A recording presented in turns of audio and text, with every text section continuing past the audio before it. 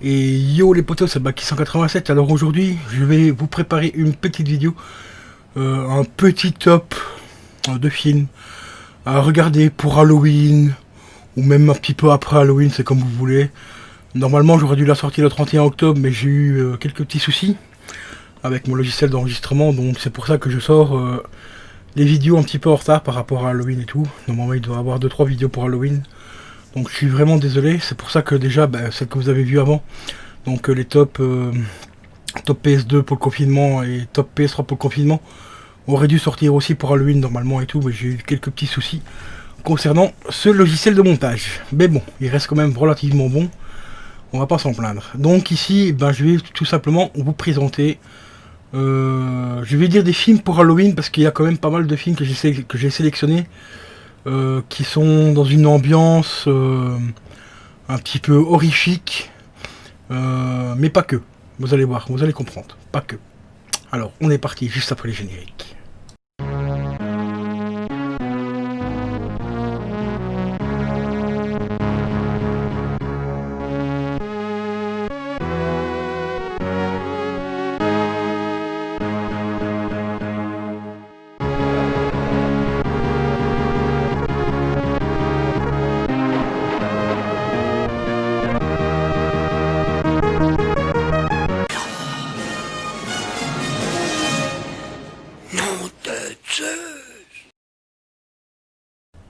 Alors je vais commencer directement par The Crow de Brandon Lee, enfin avec Brandon Lee. Pourquoi je commence par ce film? Déjà parce que c'est un film culte par excellence, très bonne BD de James O'Barr en passage. Mais je voulais vous présenter celui-là en premier car il y a récemment, c'est hier je crois, j'ai vu une vidéo que Julien m'a conseillé, donc Julien est un abonné à la chaîne, m'a conseillé parce qu'il a vu une critique du film par des gens, par deux gars. Je sais pas si c'est deux frères ou si c'est deux mecs qui se connaissent comme ça, qui tiennent une chaîne où ils donnent des critiques par rapport à des BD, à des mangas et tout. J'en ai déjà vu des vidéos de merde sur The Crow, mais alors celle-là, franchement, je tiens quand même à leur dédier une belle palme d'or de la connerie. Je suis désolé Julien, mais j'ai vraiment pas aimé du tout ce qu'ils ont dit par rapport au manga, enfin par rapport à la BD. Et par rapport au film, en disant, déjà pour le film, en disant que Brandon Lee était un mauvais acteur. Non, je suis désolé, Brandon Lee était un très bon acteur pour ce film. Oui, c'est vrai que les autres films qu'il a fait, même s'il n'en a pas fait beaucoup, il en a quand même fait 2 ou 3, plus la série The Crow. La série The Crow, elle est dégueulasse. Ça, je suis entièrement d'accord. La série The Crow, il a entièrement foiré parce que le jeu d'acteur n'était pas ouf, mais surtout le scénario, franchement, le scénario de cette série était mais catastrophique. Mais de là à dire que pourquoi ils ont lu la BD, ça se demandait s'ils ont lu toutes les BD, parce que là ils ont trouvé en fait la définitive édition. Il y en a un des deux qui a dit qu'il n'a pas compris le délire de la BD au début. Donc au début en prenant donc la première BD. Et qu'il a commencé à comprendre au fil du temps qu'il a lu la BD. Mais sérieux, tu comprends pas que le mec il est mort. Ça, dès la première BD où on sait qu'il est mort, il revient à la vie grâce à un corbeau pour se venger. Et le mec il dit j'ai pas compris. Ouais d'accord. En plus il dit c'est aussi que par rapport au film, parce que dans la BD ils expliquent que sa femme s'est fait tuer, s'est fait violer et tout, et que dans le film c'est pas retranscrit. Comment expliquer ça? Comment expliquer ça? Vous voyez une femme en robe blanche qui est à terre, et vous avez un mec blond qui est au-dessus d'elle, qui est en train de défaire sa ceinture. Il défait sa ceinture, pourquoi faire à votre avis? Non mais franchement, pourquoi faire? Hein, il pensait l'attacher avec la ceinture ou quoi? Et quand il lui dit « Je vais te baiser », excuse-moi gros, mais si je parle aux gens qui ont fait la vidéo, si vous avez pas compris que dans le film il parlait qu'elle allait se faire violer comme dans la BD, changez de métier, moi je sais pas moi. Arrêtez de faire des vidéos critiques sur YouTube, parce que franchement, vous êtes complètement débile quoi. Donc voilà, bon, on va revenir au film, donc franchement, très bon film The Crow avec Brandon Lee. Je vous le recommande vivement en cette période, encore un petit peu Halloween, parce qu'on est que le 2 aujourd'hui, au moment où je tourne la vidéo. Donc la vidéo sortira un peu plus tard, mais bon. Puis on est confiné, donc on a le temps. Profitez de la vie, les gars. Donc The Crow, franchement, très très très bon film. Et passons maintenant au deuxième film qui s'appelle tout simplement Seven. Alors ce film de David Fincher, franchement, Pour celui qui n'a pas vu ce film au moins une fois dans sa vie, mais s'il vous plaît, franchement les gens, regardez-le. Bon, après, si vous avez un certain âge, genre moins de, je veux dire, moins de 14-15 ans, demandez de le voir avec vos parents parce que c'est un film qui est quand même assez violent dans pas violent dans les actes, mais violent, très violent dans les images. Car c'est tout simplement un tueur en série qui va tuer les gens en fonction des 7 péchés capitaux. C'est pour ça que ça s'appelle Seven, parce qu'il y a 7 péchés. Donc il y a la gourmandise, l'anarchie, enfin l'avarice, pardon, la paresse, l'envie, la colère, l'orgueil et la luxure. Et ce film, au-delà des acteurs qu'on ne présente même plus, je vais même pas vous dire qui ils s'appellent parce que on les présente plus. Hein. Ce film est juste une merveille au niveau du tournage, au niveau de la photographie. C'est juste un monument sacré du cinéma. Donc, par pitié, regardez-le les enfants. Regardez ce film, arrêtez de regarder de la merde comme Netflix et tout. Et regardez The Crow, regardez Seven et regardez surtout le prochain que je vais vous présenter maintenant. Encore un petit film pour Halloween, les amis. Vous aimez? Oui. Alors, c'est pas un film d'horreur, contrairement à la pochette, qui pourrait faire penser le contraire. C'est pas tout à fait non plus un film de science-fiction. En fait, c'est un mélange de tout. Un mélange de films d'horreur, de science-fiction, de thriller, de suspense. Franchement, Donnie Darko, c'est juste un ovni. L'ovni du cinéma. Franchement, ce film, je l'ai vu 50 voire 100 fois, je sais plus combien de fois je l'ai vu. Récemment, je vais bientôt, je dis récemment, quand j'aurai la PS5, je vais pouvoir enfin me le mater en 4K, voir un petit peu ce qu'il vaut en 4K et tout, et je vous ferai peut-être un retour par rapport à la copie du 4K.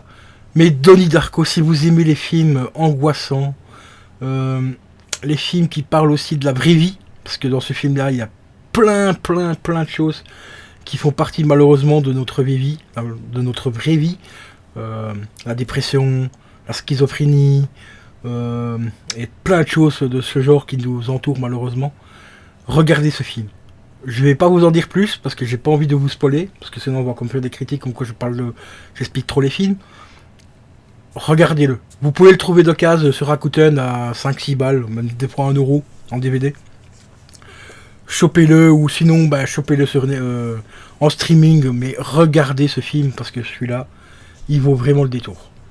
Et n'hésitez surtout pas à le regarder ne fût-ce au moins 2 fois, voire peut-être même 3 fois, parce que c'est un film qui se regarde pas une seule fois pour comprendre toutes les ficelles de ce film. Il faut au moins faire 2 visionnages pour bien comprendre tout ce qui est traité dans ce film. Ça c'est très important, regardez-le au moins 2 fois. Déjà si vous avez aimé le premier visionnage, regardez-le ensuite une deuxième fois, en essayant de regarder autrement, plus loin que ce que le réalisateur veut vous montrer dans ce film. Car ce film-là est franchement un peu complexe à comprendre au début. Il y a tellement de messages dans ce film que ça fait un film cultissime. Et franchement, il est vraiment excellent. Et en parlant d'autres films cultes et excellents, High Identity avec John Cusack. Ce film-là, comment rendre fou le spectateur qui regarde le film? Ce film, je l'ai vu des dizaines de fois également et je m'en lasse pas du tout. Même si je me rappelle quasiment toutes les scènes qui se passent dans ce film, je peux pas m'empêcher de le regarder au moins une fois par an, ce film. Il est juste monumental. Le jeu d'acteur est juste monstrueux. Encore une fois, ça parle d'un tueur en série. Je vais vous donner un petit peu la synopsis. C'est un chauffeur qui conduit des stars. Et qui va aller ils vont se rendre dans un hôtel parce que la route est barrée à cause d'une forte pluie. Et dès qu'ils arrivent à l'hôtel, commence le cauchemar. Tous les membres, une grosse majorité des gens qui sont dans l'hôtel disparaissent les uns après les autres et on les retrouve morts quelques temps après. Et ils font une enquête pour trouver qui est le meurtrier et tout. Donc c'est une sorte de huis clos parce que tout se passe principalement dans l'hôtel. Mais un huis clos, mais ultra bien géré, ultra bien fait. Et il y a surtout une énorme surprise. Mais ça, je vous en dirai pas plus. Regardez ce film parce que franchement, celui-là, il est juste topissime. Là, c'est du grand John Cusack. Je suis un grand fan de cet acteur. Pourtant, acteur qui n'a jamais voulu faire acteur. Hein. Pour ceux qui ne savent pas, il voulait devenir réalisateur. Et il est tombé dans le rôle il est tombé dans dans le jeu d'acteur vraiment par hasard, parce qu'à la base il voulait être réalisateur. Et ben heureusement qu'il est qu'il est devenu acteur, parce que franchement c'est un acteur mais hors du commun. Malgré que quelques films ont été énormément critiqués de lui, moi je trouve qu'il reste encore très très très bon. Donc je vous recommande vraiment avec grand intérêt Identity. Et autre film magistral également, avec Christopher Nolan, Memento. Si vous aimez les films angoissants, stressants, bourrés de messages également, et aussi basés sur une histoire vraie, ben Memento est fait pour vous, tout simplement. Ce film est d'une écriture mais hors du commun. La première fois que je l'ai vu, c'était il y a très longtemps déjà, il y a pas mal d'années. J'étais seul chez moi, je me faisais chier tout simplement, et il n'y avait rien comme film à la télé. Et je suis tombé sur, donc, dans le programme télé sur ce film, Memento, qui était diffusé à l'époque sur France 5. Hein. Imaginez-vous, France 5, la chaîne que personne ne va voir, quoi. Un peu comme TMC, quoi. Hein. France 5, et ben, j'ai vu qu'il allait avoir ce soir donc ce film. Et je me dis, merde, putain, ça a l'air pas mal, la synopsie a l'air vraiment bonne et tout, mais le film est en VO. Bon, VO sous-titré français. Et moi, j'aime pas ce genre de film-là, parce que je perds le fil un petit peu du film si je me concentre à lire ce qu'il y a en dessous de l'écran. Ça m'empêche de me concentrer sur les scènes, les jeux d'acteurs et tout ça. Et je sais pas pourquoi, je l'ai quand même regardé. Et j'ai dit, mais putain, ce film est ouf. Ce film est complètement ouf. Parce que même sans qu'on lise les dialogues, on comprend un peu ce qui se passe dans le film. Et c'est un film, mais putain, mais sérieux, le jeu d'acteur est juste énormissime. L'écriture de ce film est ultra bien faite. Il y a des scènes, mais à couper le souffle. Vraiment des scènes. C'est pas un film d'action, hein, je vous préviens. Enfin, il y a un peu d'action quand même dedans. Mais c'est très loin d'être un film d'action. C'est un film, comment dire, un suspense, mais très angoissant parce que le mec qui joue, donc Christopher Nolan joue un mec qui a perdu la mémoire instantanée. Bon, pour ceux qui savent pas ce que c'est la mémoire instantanée, c'est tout simplement tu prends ton téléphone, voilà, ou tu reçois un coup de téléphone. Quelqu'un va t'appeler, tu parles avec lui et tout. Et dès que tu raccroches, tu vas reposer ton téléphone à sa place. Et ben la seconde d'après, tu as oublié que tu viens de parler avec ton pote au téléphone. Voilà, c'est ça, perdre la mémoire instantanée. C'est-à-dire que tu oublies ce que tu fais sur l'instant. Donc ce qui fait qu'il y a des scènes dans ce film mais complètement folles. Mais quand je vous dis folle, les amis, c'est un truc de malade mental. Donc celui-là, franchement, je vous le recommande, mais vraiment plus que vivement. C'est un chef-d'œuvre du cinéma. Après Christopher Nolan aussi qui est dedans, donc voilà quoi. On présente plus le bonhomme non plus, hein. Franchement, très très très très bon acteur aussi. Donc Memento, je vous le recommande vivement. Et pour finir, ben, on va terminer sur un autre chef-d'œuvre du cinéma, qui est basé encore une fois sur une histoire vraie. L'histoire vraie de Edward Snowden. Alors pour ceux qui ne savent pas qui c'est Edward Snowden, c'est tout simplement un ancien agent excusez-moi, de la CIA. Et il a tout simplement eu l'idée magistrale de balancer toute la vérité sur la CIA. Ce qui veut dire que la CIA peut enregistrer toutes vos conversations privées, donc chez vous, à domicile, via votre PC, via votre webcam. Les conversations à l'époque, parce que c'est un film qui commence à prendre un petit peu d'âge, les conversations des cabines téléphoniques. Tout ce qui est d'ordre privé, la CIA est au courant de tout. Et ce mec-là, Edward Snowden, a balancé toute la vérité à la presse à cette époque. À l'heure actuelle, ça a fait de lui l'homme le plus recherché au monde. Recherché mort ou vif, hein, limite. Hein. Il retourne aux États-Unis, il va finir on ne sait pas où, hein, au fin fond d'une grotte. Il part en France, il sait pas si parce que la France voulait l'accepter en tant qu'asile politique. Il savait pas si la France allait se servir de lui pour devenir espion. Voilà, tout simplement espion et tout. Récemment, dernièrement, je sais qu'il était en Russie, parce que Poutine, c'est le seul pays où il a accepté en tant qu'homme libre. Et peut-être 10 ans après, il a pu récupérer sa femme et ses gosses. Et à l'heure actuelle, il y a apparemment, d'après ce qu'on a dit, il aurait changé de pays récemment. Il serait dans un autre pays, mais je ne sais pas lequel. Je ne suis plus trop l'histoire. Moi, je me suis intéressé à l'histoire au début. Quand le film est sorti et que j'ai appris que c'était l'histoire vraie, bah, j'ai fait quelques recherches par rapport à ce personnage-là, donc Edward Snowden. Et j'ai lu les grandes lignes, et puis voilà, après maintenant, ce qu'il fait de sa vie à l'heure actuelle, j'ai pas dit je m'en fous, mais je le laisse. Voilà, c'est sa vie. S'il est heureux là où il est, tant mieux. S'il est moins emmerdé par les États-Unis, la CIA et tout, tant mieux pour lui, surtout tant mieux pour sa femme et ses enfants.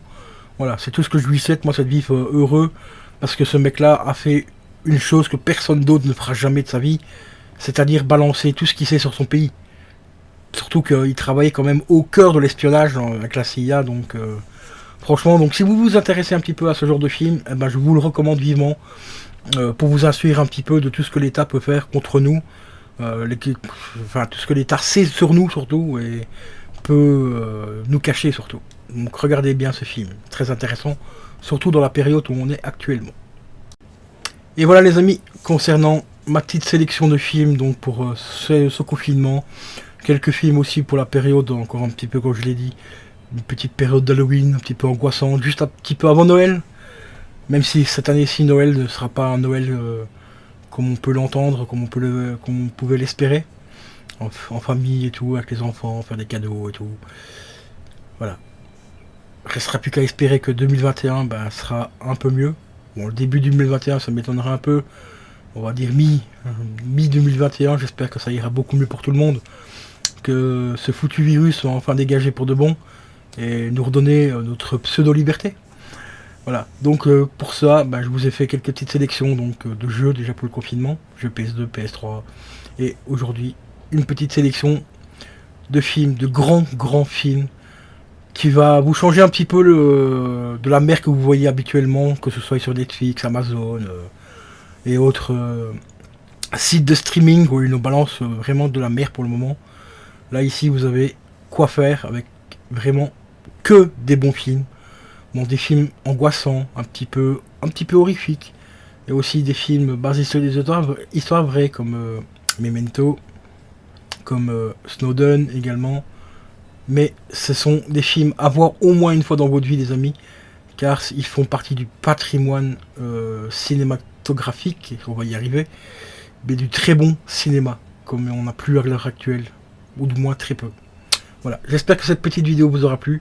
Bon, bah tu connais la chanson, hein, abonne-toi si c'est pas déjà fait, mets un petit like, mais éventuellement aussi dans les commentaires d'autres films qui pourraient m'intéresser également, que je ne connais pas forcément, ou peut-être que je connais déjà. Donc lâche-toi dans les commentaires, et je te dis à la prochaine. Ciao ciao.